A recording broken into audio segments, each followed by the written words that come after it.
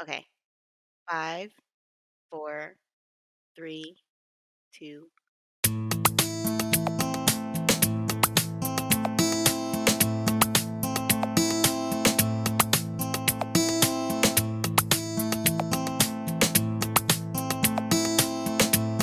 Come to me, Dark Warriors. Battle awaits us. What it do, Pikachu? It's SideQuest Enthusiast, a gaming podcast about the quest we play to be who we are. I'm your host, Kyle V. Hiller, but you can call me Dr. Chillgood out here in these stages. And on this episode, I'm joined by the magnanimous, the benevolent, the eloquent, the one and the only Kiesha Richardson. Questies of the land of Enthusia, give it up for Kiesha Richardson. How you doing, homie? Oh my gosh, I'm great. That was an awesome introduction. Thank you. Thank you. Hey, we got to do it big out here in Enthusia. So yeah, welcome to the show. Glad to have you. Let's just dive right into it. Who are you and what do you do? Let the people know. Well, I'm Kiesha Richardson. My gamer friends know me as Wildflowers or Dee Dee from my World of Warcraft priest, Dirty Diana. Um, and I own GNL magazine, which is GNL, pronounced Janelle magazine, standing for Geeky Nerdy Ladies, and it's a gaming blog that focuses on marginalized group with a specific focus on Black women, LGBTQ gamers, and geek spaces, as well as news and other fun stuff. Right on, right on. So I like to actually, this is more like the first time I've ever done it here on episode 4 of this very young and new podcast. I like to take it all the way back to level 1, Okay. and we're going to be talking about Janelle Mag, just like we said, Geeky Nerdy Ladies. hmm And if I'm not mistaken, that was founded in 2017, right? Yeah, the end of 2017. Okay. So I went all the way back to one of the first articles posted Oh on my Janelle gosh. Mag. And that one was written by you, Kiesha Richardson. hmm And the title goes Story Driven Games Are Making a Comeback. hmm Subtitle Everyone Loves a Good Story, which is so true. So, we're going to talk about a few things here because there's a lot to unpack with just that whole article itself, but also, more importantly, where were you at? What was your headspace like when you first hit publish on that thing? Well, I originally wrote that article for a now defunct gaming website.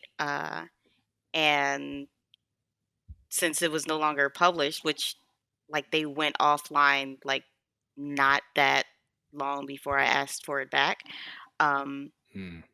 uh, I was just thinking I like games with stories, and it's gotten to where like most a lot of the games or companies out there are going for the battle royale and just uh, shooter teams, but there's no real depth behind them, Right.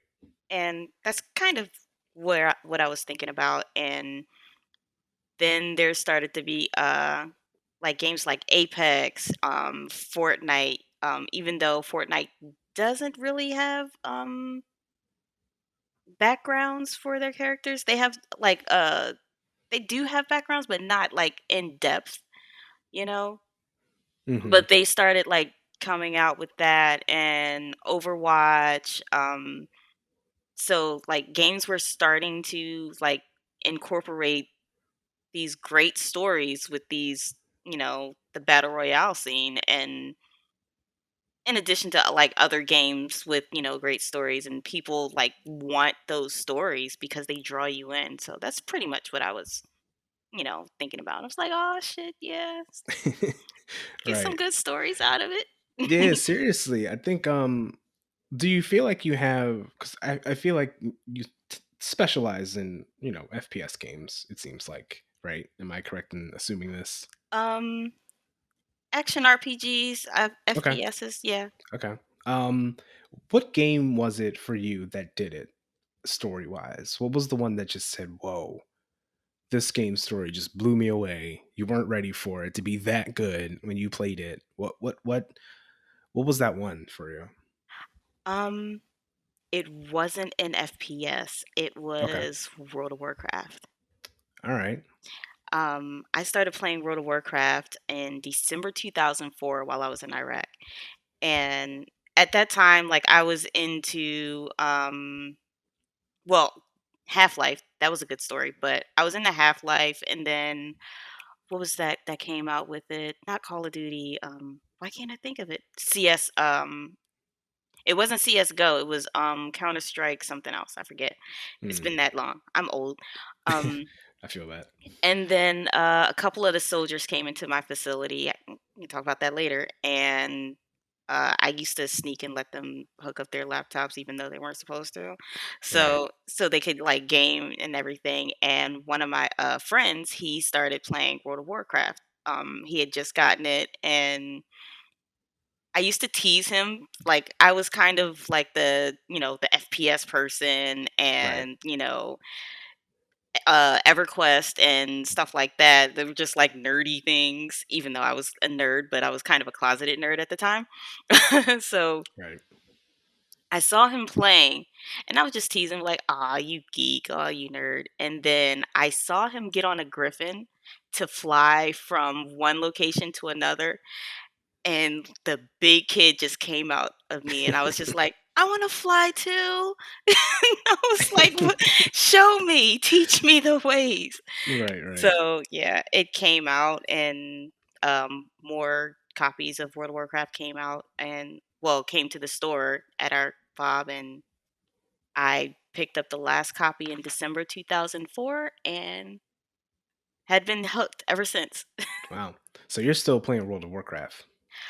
I'm taking a break from World of Warcraft because Okay. I kinda didn't like Battle for Azeroth, and Okay. I'm not sure how I'm gonna feel about Shadowlands.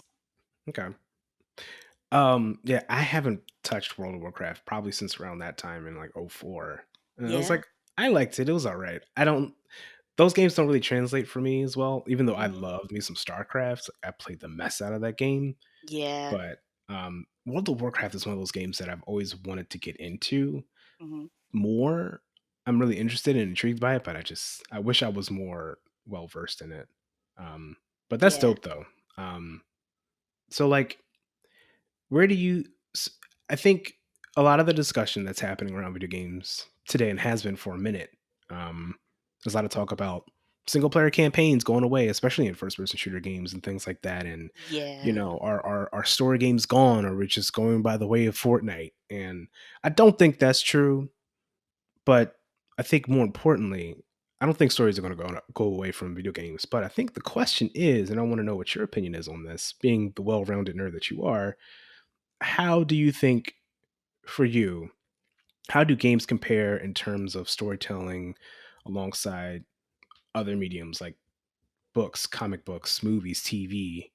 Because it's like, when Joseph Gordon-Levitt was like, "Yo, video games are the most groundbreaking, breaking storytelling," and then you got some people who are just like, books and movies tell the best stories. That's not even a close one. It's just like, but games tell really great stories too. Like, where do you see games going in the future now that more people are playing them? I think games with the amazing stories that these creators come up with are going to continue to rise. For me personally, I think they're pretty much on the same level as, fantasy novels and um like different works of fiction. So that's pretty much where I am because with video games, you get that visual. I mean, of course with, novels, you have to use your imagination, and the writers, they draw this picture with words for you, and you can imagine it and you can see it in your mind. But with video games, they take those words and they just bring them to life. And it's so beautiful and fun, and it just grabs you, and you're just like, wow. Like one of my favorite scenes, even though it's like probably the saddest scene for me in video games, is when Ysera. Oh, sorry, spoilers if nobody's watched this. In World of Warcraft, when Ysera died, and her spirit was just lifted up, and that was just so moving because Ysera is like one of my favorite, dragon aspects, and her dying and just that beautiful moment that her soul is raised. Right. You can't. I'm sorry, I get a little choked up when I think about it. Um, It'd be like that sometimes, man. yeah, and I get that same feeling when I read George R. R. Martin, Mm, uh or one of my favorite writers, Jane Austen. Uh I get that same feeling from like the visuals of video games as I do the words of novels and fiction. So I think it's, for me at least, it's on the same level and it's going to continue to rise. right, right. That's dope. So, thinking about the rise of story, um, let's talk about the rise of geeky, nerdy ladies. Ooh, So, I know just from looking at your bio and stuff like that on your site, you're like, yo, getting into games writing in the industry is hard, and you were turned away a lot, and you got rejection letters, and you know all these outlets, a lot of them have, that one thing in common where it's just like, hey, this is pretty much for like white dudes. yeah, Um, so what was it?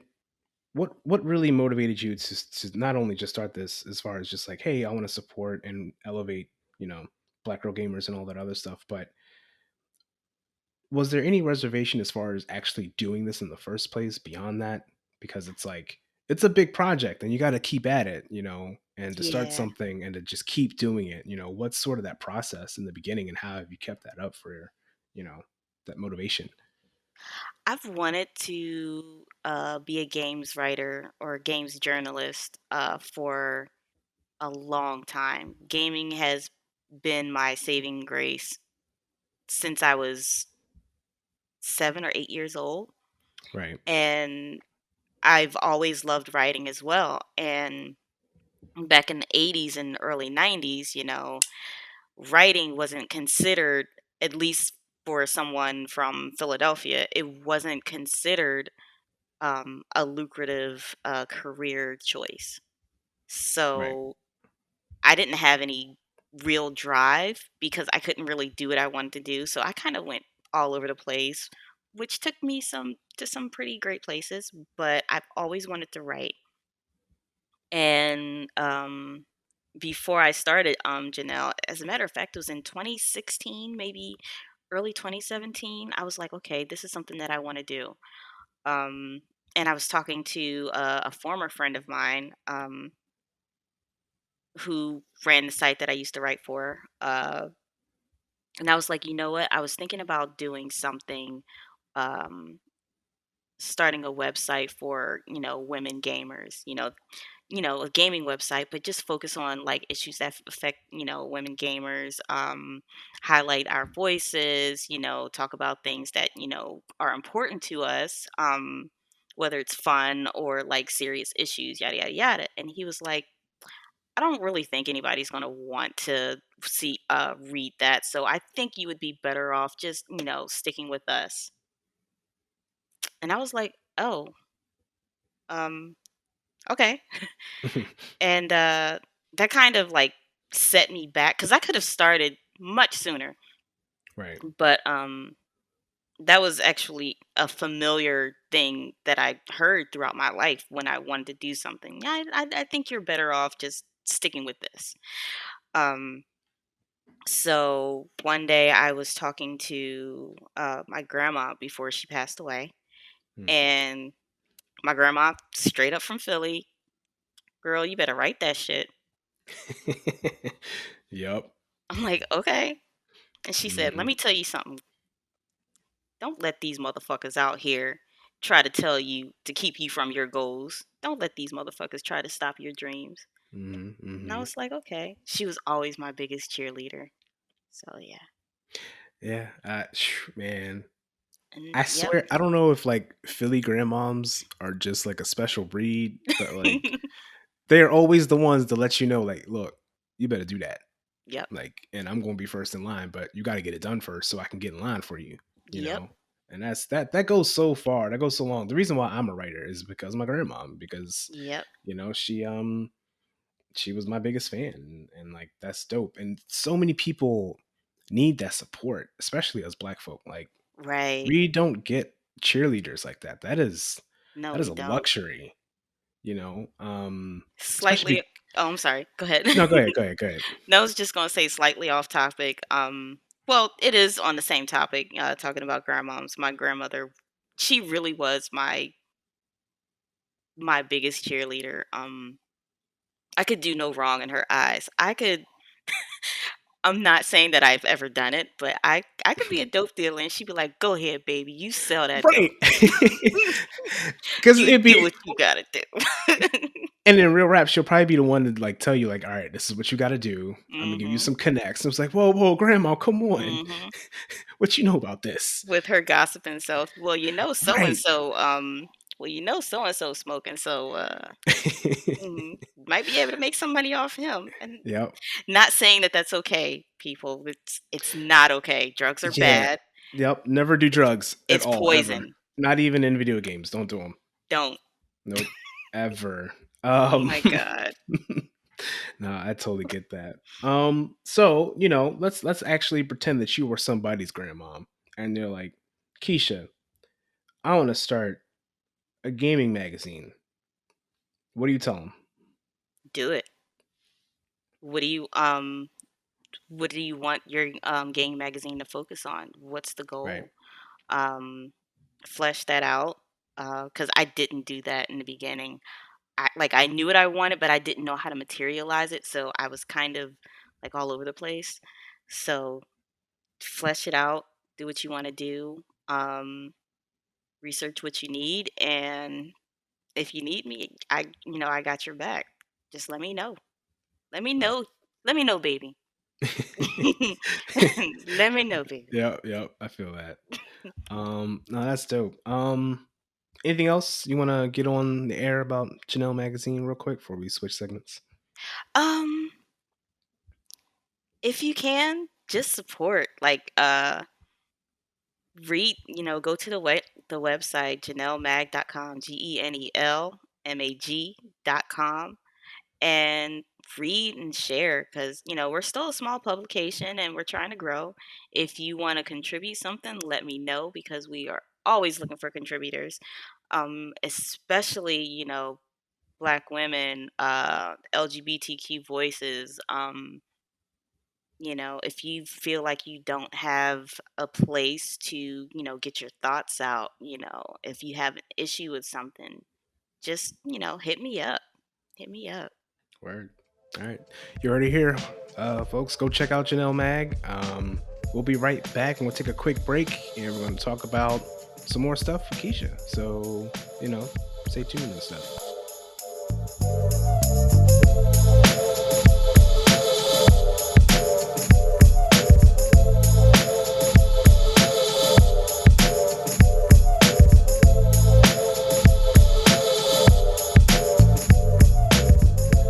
All right, so we're back. SideQuest Enthusiasts. We're here with Keisha Richardson of Janelle Mag, the founder.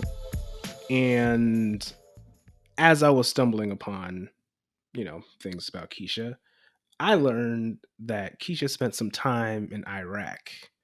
And that piqued my interest because I didn't know this about you. Just from, having followed you for, I'm not quite sure how long I've been following you at this point, but I know it's been a minute. But Iraq, and you talk about how you spent some time gaming there and stuff like that and helping that community with it, and you've already talked about it, touched upon it a little bit with World of Warcraft. What was that experience like, not even with just the games itself, but just dive in and let us know. I'm about to crack open a bottle of something and just tune in to this because I'm really curious about that about you. Well, I was an army contractor. I started out working for APHIS. That's the Army Air Force Exchange Service, and Hmm. they're basically the military's Walmart. Um, The military's Walmart. That's funny. yeah, that that's Okay. pretty much what they are. And I was living in Germany with my mom. Both my Mm, parents are retired military, but at the time they were stationed in Hanau, Germany. And my mom, when the whole Iraq War started like to break out, my mom was one of the first units to deploy. And when when her unit and all of the other units were like, okay, we're definitely going to Iraq. APHIS, because they go where the military goes. That's their motto. We go where you go. hmm. Um, they were looking for volunteers to work at the store there, to open up stores and work rodeos, which is like the roving stores that go out to these like remote fobs and like um, sell basics like socks, toothpaste, soap, deodorant. Right. Socks are very important. Um, Very important. so yeah, and my mom was like, "Well, looks like I'm going." And me being a mama's girl, I was like, "Well, if you go, I'm going." So yeah, I volunteered to go, and my mom left February 2000. She left beginning of February 2003, and I left 2 weeks after her. Um, and let me tell you about my mom, okay? This little this little anecdote is how my mom is, and I Okay. fucking love her for it. So went through my training at in Germany and everything, and then get to Kuwait. And in Kuwait, at the time, APHIS put you in this beautiful 5-star hotel. It was this hotel that this prince had built for his wife. It was fucking Whoa. gorgeous. So yeah, so we get off the plane, we're in this gorgeous lobby, and they hand us these phones uh that are kind of refurbished from people going out and everything. They just, they didn't change the number, they just, changed the owner or whatever, company Right. phones. Yeah. And so I'm like, okay, so they're handing out the phones and everything. My phone starts to ring. So I open up the box and I was like, well, maybe they're calling, the last person who owned the phone. So I answered the phone. I said, hello, Kiesha, mom? Girl, I've been trying to catch up with you for 2 weeks. I didn't know when you was coming to Kuwait. I've been calling everybody. I've been looking on all the lists. I've just been trying. Where you been at? Are you okay? Are you okay? Are you safe? I was like, Mom, I literally just got off the plane. They just gave me this phone. Wow. So she was on Yeah, the hunt the whole she time. was on the hunt. Wow. My mom, she will find me. She will find us, me and my brother. She will find us anywhere. And I absolutely love her for that. Um, so yeah, Kuwait. Um, we were making, I'm gonna spill some numbers, which I probably shouldn't. We were making maybe 3,500 every 2 weeks, which for me being 23 years old That's a was lot of money. pretty, yeah, that was pretty You're fucking dope. basically a millionaire at that point. Exactly. And so, like, working the store and everything, helping build up Arif John, which is like the main APHIS store in Kuwait. Uh, I got to meet like a lot of contractors coming in and going out and all that stuff. And so started, hanging out with these guys from KBR. And everyone's under the assumption that, APHIS made like the most money. And so they were like, yo, so how much you making? Like 5,000 like 5,000 every 2 weeks, or 8,000 every 2 weeks? What you making? Just, throwing out numbers and everything. Hmm. And me thinking I was a baller, like, nah, I don't want to brag, I'm making 3,500 every 2 weeks. And they were like, that's it? I was like, what do you mean that's it? What you So mean? dude, he wrote down a number on a piece of paper and he slid it over to me and he was like, that's how much you could be making if you come over to KBR. And I was like, yo, let me get you my resume. Um, let me put in this notice Right. and let me come on over. So yeah, I was making when I switched over to KBR, I was making maybe 9,200 a month. What?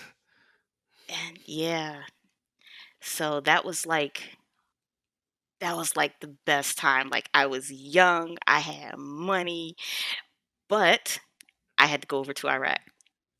Mm. And Iraq is completely different than Kuwait. Kuwait, paradise.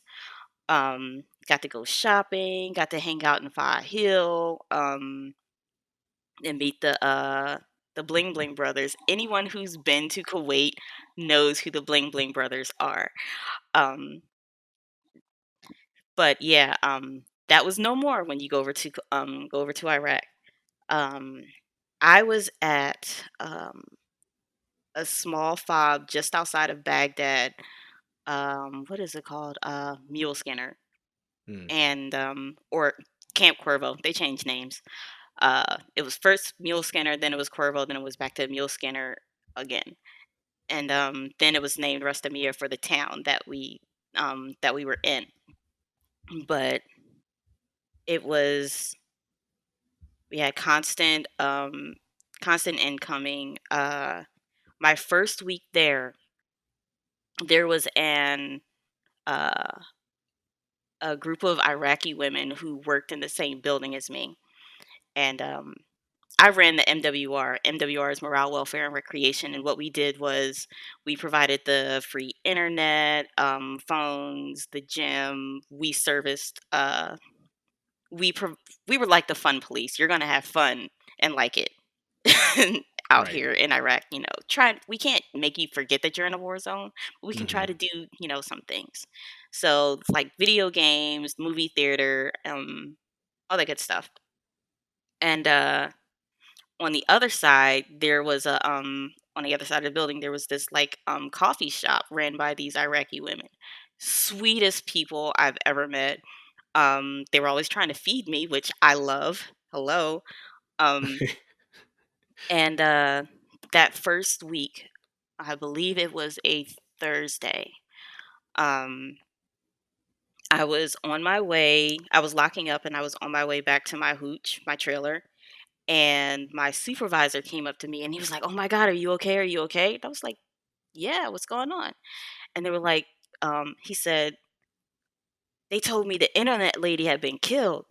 I was like, "What?" Because, I was the internet lady. And I was like, Right. "What?" I was like, "What the fuck happened?" So, come to find out, and this was my first like hit of reality.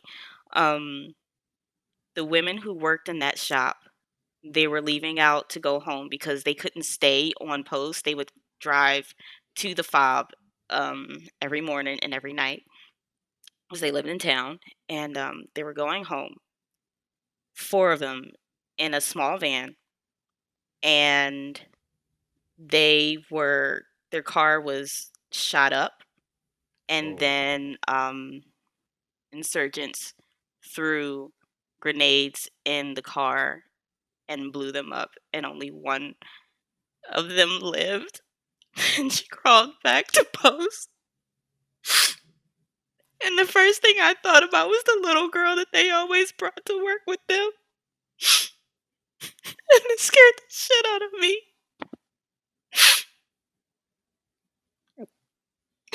Damn. So, sorry. No, it's okay. And sometimes I still think about that little girl. Because she would always bring me coffee. I don't drink coffee. Right. But she would always like try to bring me coffee. It was that was eye opening for me. Yeah. And that was when reality hit. Like, that first week it was the sexual harassment.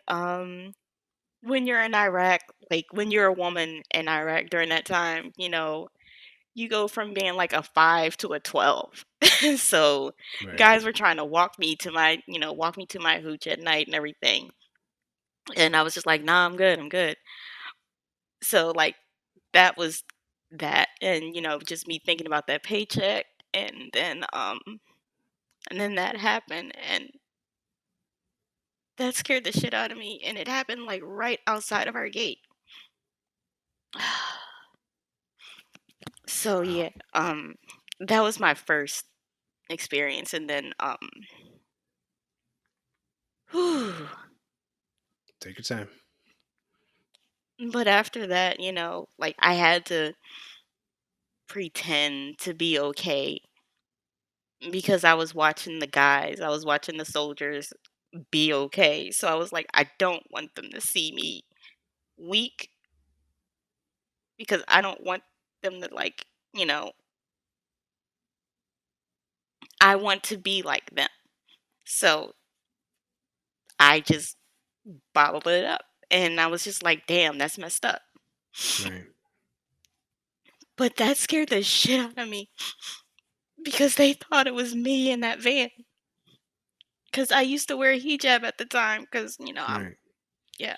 Well, I'm not practicing Muslim anymore, but I was practicing at the time and they thought it was me. There was that. And we used to get incoming just about every day. Um, my building has been hit by mortars 3 times. Twice they were duds. One time they kind of blew off like the whole back of the building. I shouldn't laugh at that part, but it was kind of funny the way it happened.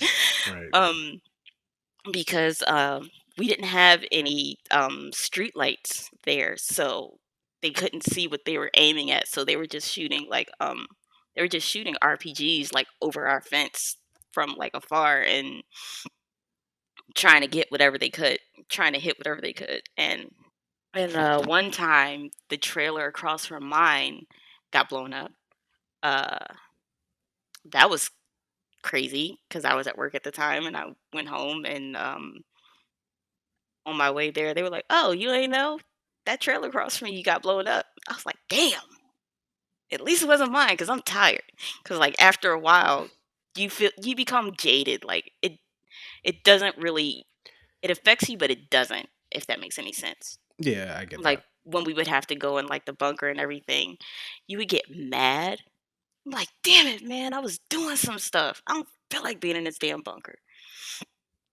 So you get really angry, and it was an experience over there. I've met some amazing people that I'm still friends with to this day, and I've had friends who went out on missions and never came back. Um, I met my ex-husband there. He was going through a divorce. This was crazy how we met.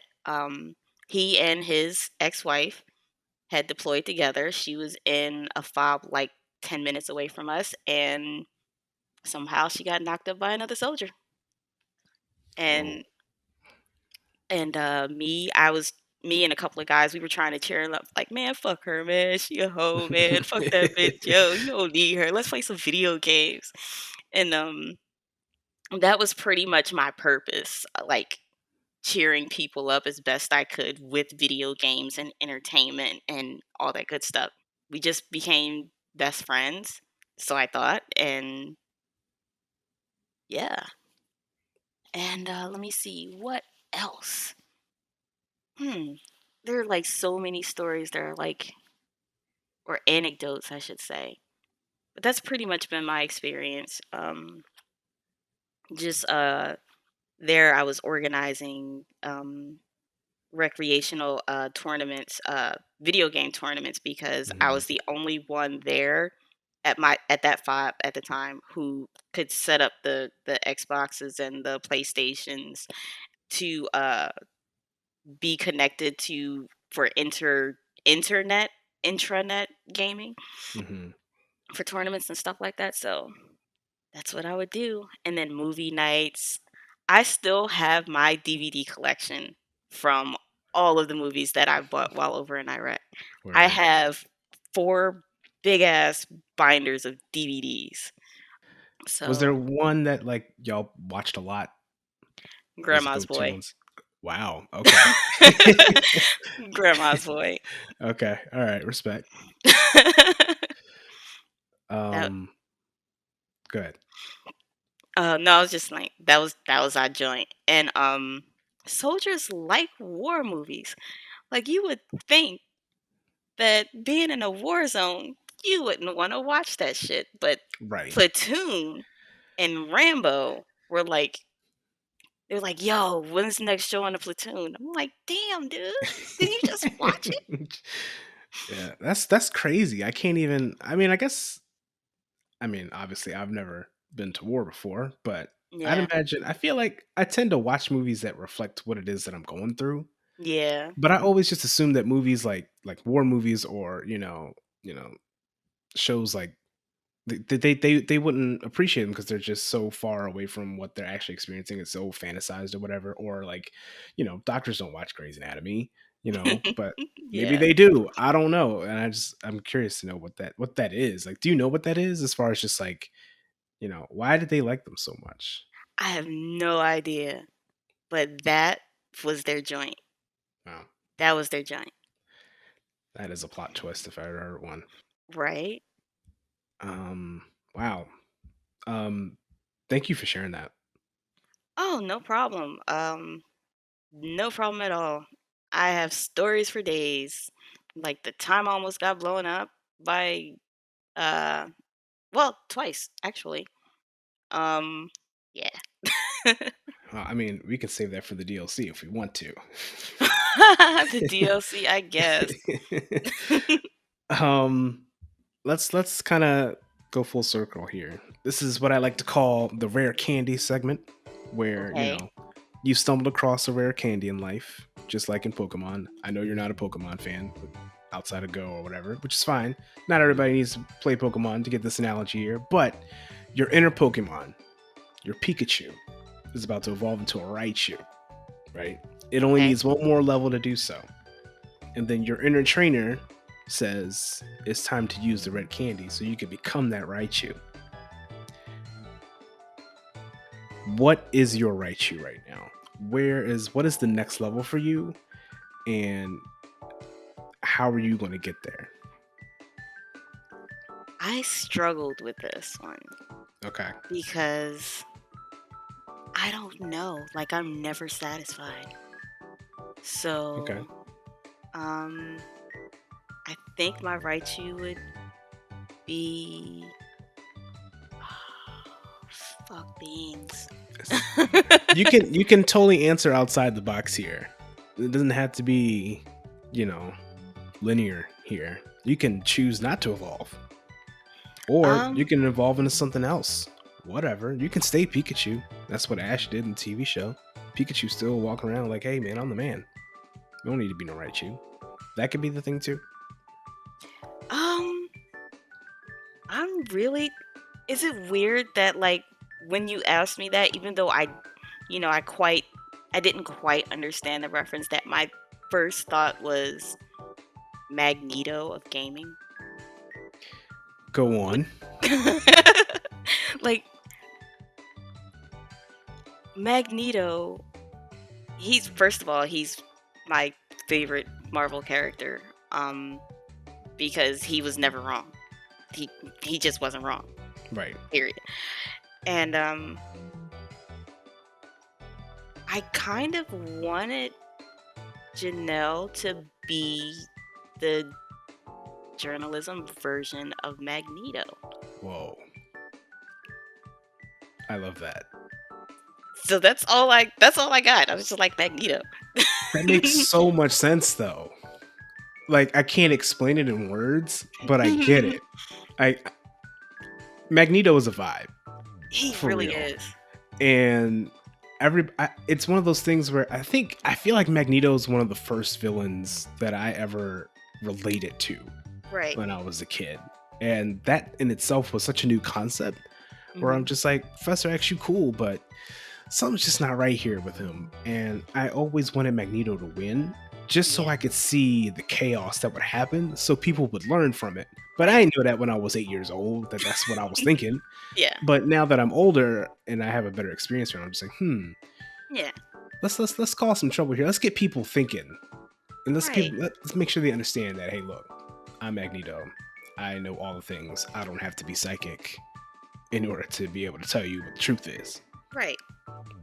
I mean, when I think about the games industry and watching some of my favorite journalists, games journalists, receive consistent uh, backlash from white males who don't like her opinion. When I see content creators like Zombie Kills Mhm. and um, uh, Saga, getting harassed constantly, and other people are like, well, you got to understand their side. Why? Why do Right. we have to understand their side and always have to, why do we always have to, go high when they go low? Why do we always have to do that? Why can't, with all of the information that's out there, why is ignorance a choice for them? And Right. so when we try to explain to them, dude, you're wrong. Dude, this is part of racism. This is a systemic thing. And they're just like, no, man, stop bringing race into it, man. You just don't know, you fucking nigger. But I thought you weren't racist. So it's just crazy to me. And It really is. I think about how Magneto would handle it. Mm. Magneto knows that there's no negotiating with them because they're always going to want that supremacy, even if it's subconscious. They're going to always want that supremacy and they're going to always fight for it because that's their default. That's the de facto. That's what society has deemed the status quo. And when Mhm. you go against that, you're the one who's wrong. Magneto knows that there's no negotiation with that. I've tried to be the negotiator, like, well, maybe, if I educate my friends, they'll listen. I was able to have a few friends who, whose eyes were open and, they were like, wow, I didn't think about it this way. I didn't know this was your experience. And then the vast majority of the rest of them, I had to drop Right. and realize that my peace is worth more than trying to maintain a friendship who tries to tokenize me, thinks that I'm one of the good Negroes. Right. So, yeah, when I think about journalism, when I think about writing or blogging, um, I think about just not caring and just telling the truth and being out there. I put the education out there for them, put the info out there for them. If they don't want to grab it, that's on them. Right. No, that's real Sorry. because no, that all needs to be said, and it needs to be said often because I feel like that in itself has been such a, you know, it's been a gateway for us because we have to those people that are supposed to be on your side. Those are the same people that are working in the industry who have that sort of dominance in the industry as far as like how many of them there are, and Right. you got to be on guard. You got to be ready whenever you step into any space that, especially when there are a lot of white people in it or whatever, and you got to know your stuff. You got to know what your comebacks are and all this other stuff, and you got to make sure that like you're defending yourself though, because you're not there to educate people. That's not your Right. job. That's not what you've been hired to do. And also, like, just educate yourself, man. Yep. Unlearn your biases. It's not really that hard to even just know that. And in this internet age, I find it really hard to believe that these people aren't aware of that. They just deliberately choose not to better themselves, Right. and that's unfortunate. Keep politics out of games, man. Really? Yeah, it's like it must be nice to not have to be affected by what's happening in the world. Right. Good for you, bro. Good for you. But anyway, we're gonna switch it up though. We're gonna have a little bit of fun in our next segment. When we come back, we're gonna have a little speed run with Kiesha, and then also she's gonna tell us what the DLC of her life is. So stay tuned. We'll be right back after these commercial messages that are gonna pop up in your head while the song's playing. Be right back. Okay.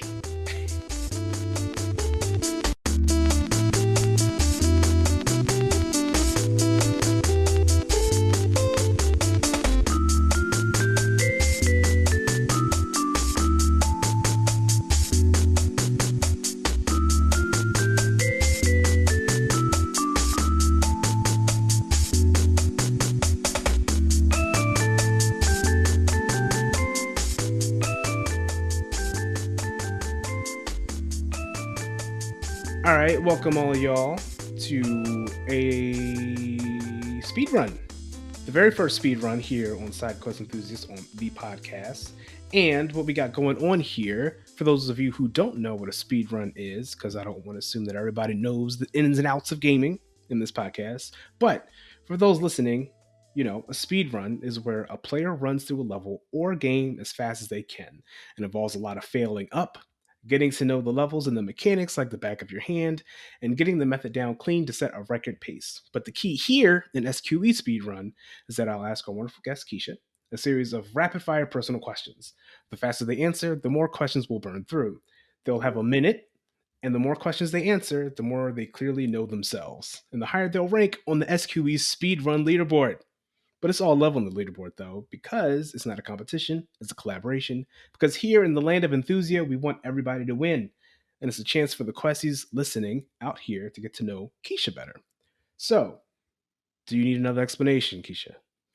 Nope, I think I got it. Are you ready to begin your speed run? Repeat the question? Kidding. Yes, I'm ready. All right, let's go. Timer's rolling. What is your third favorite game of all time? World of Warcraft. What is the last game you played? Fallout 76. What was your second game console? Sega Genesis. Okay. What is the best snack for gaming? Popcorn. You already know this answer to the question because you already said it. What year did you first play World of Warcraft? December 2004. What is a game that you've always wanted to play but haven't gotten around to? Apex Legends. What is a game that you really wanted to play, got to play, and was disappointed by? Ooh. Fuck, I don't remember. We can skip. Yeah, we skip. What is a game that you really didn't want to play, got to play, and was surprised that you actually liked it? Fallout 76. Okay. According to your choice of default settings, do you press down to look up or down to look down? Final question. Down to look down? Okay. Cool. So, we got up to 8 questions. Oh, you were talking about a controller. Right. I'm a PC gamer. See, that's why I asked in that way to trip you up a little bit. Nothing wrong with the inverted access. Cool. So, 8 points. That's not bad. Out of about 13 with a couple of bonus questions in the end. I think that's a pretty good number to know yourself in 60 seconds. So thank you for taking that quiz. No about problem. Yourself. Hope you know yourself a little bit better than you may have realized. Just a little. Before today. Just a little. Right on. So, to kind of wrap up the convo here, again, talking about now the inner game publisher in your life, sees that you're on fire. Kiesha Richardson, the game, came out and it sold like gangbusters, 4 million copies on like digital alone. And they want to make the DLC for the people to play. And the DLC is a way to define a side of you that people may see is obvious about you, or it could be something that you don't get to share often, but it's you. What is the name of the DLC of your life? Self-loathing and avoidance. A psychological thriller through mania, depression, and sexual deviancy. Wow. Okay, I would pay $5.99 to play that. I would pre-order that actually. Oh my god. Wow, that was an answer. I appreciate that. Big time. All right, so we can wrap it up after that. Thank you for listening to SideQuest Enthusiast and hanging out with our guest Kiesha Richardson. Kiesha, thank you so much for coming through to the land of Enthusia to talk with us. We appreciate you. Let us know where people can find you. You can find me on Twitter at One Wildflowers with a Z. That's the word one spelled out. ONEWILDERZ. You can find me on GNLmag.com. You can find me on Twitch at Wildflowers with a Z. And I'd like to... Can I shout out Black Girl Gamers for inspiring me to, to do this? You know what? I should have, I didn't think about it before, but it was finding Black Girl Gamers that gave me the strength to do what I wanted to do and start GNL. So yeah. It's all love. Thank you, ladies. Thank you, J-Ann. Shout outs. Awesome. So everyone go show Kiesha some love. You can check out all her stuff on the description. So go ahead and click on that. As for us, you can follow SideQuest Enthusiast on Twitter, Instagram, and Twitch at SQEcast. Episodes of the podcast are live on Spotify, Apple Podcasts, Google Podcasts, and YouTube every other Monday. Catch our streams on Wednesdays and Friday nights. Peep game on our website as well, sidequestenthusiast.com or SQEcast if you don't feel like typing all that out. I'm Kyle V. Hiller, and you can find me on Twitter and Instagram at Kyle Literally. Support SideQuest Enthusiasts by subscribing to our Patreon at patreon.com/SQEcast and get exclusive DLC, including a bonus episode or segment of this episode, or make a one-time donation at ko-fi.com/SQEcast. That's ko-fi.com/SQEcast. Every dollar goes a long way to helping keep this show alive and elevate voices in the gaming space. We've also still got some slots open for the Smash Brothers Ultimate Charity League, which will support Black Girls Code. Find out more at sqecast.com. Thank you, Kiesha. Thank you, listener. And remember, say thank you in advance for what's already yours. Pork chop on the beats, and we're out.